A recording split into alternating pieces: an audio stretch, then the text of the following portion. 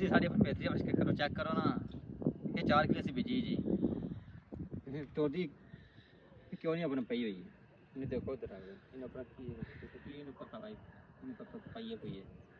अस्सलाम वालेकुम दोस्तों, उम्मीद है मेरे सब दोस्त खैर खैरियत नाल होंगे।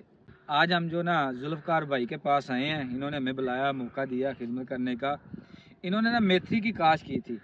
ये 4 एकड़ का प्लाट है, इस तरह आपको नज़र आ रहा है।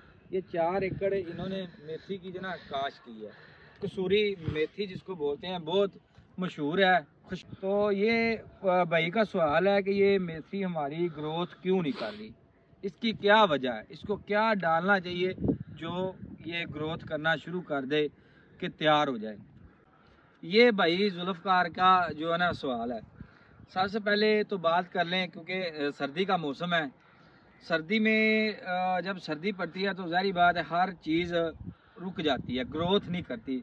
इसका जुल्फ़कार भाई जो ना मसला यही सर्दी था जी ऊपर से आपने जब इसको पानी लगाया है, धूप तो निकली नहीं, धुंध रही है।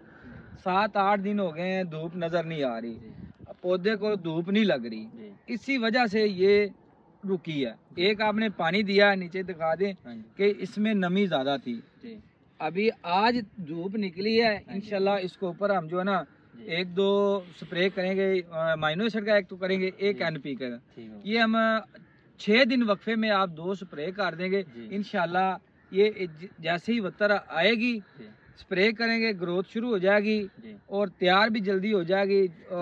ज़मीन जब खुशक होगी, पीछे से हमें पानी या इसको एक बैग यूरिया लगा लें, तो उसके साथ आप होमो एसिड लगा लें। 10 लीटर आप होमो एसिड इसको लगा दें और आधा बैग यूरिया फी एकड़ के हिसाब से लगा दें। इंशाल्लाह ये 20 से 25 दिन से तैयार हो जाएगी आपकी। इसको NP का स्प्रे कर लें और इसके ऊपर माइनो एसिड का स्प्रे करें, इंशाल्लाह 20-25 दिन में आपकी ये ना जो मेथी तैयार हो जाएगी इंशाल्लाह। ये सिर्फ मौसम की वजह से मसला बना हुआ है।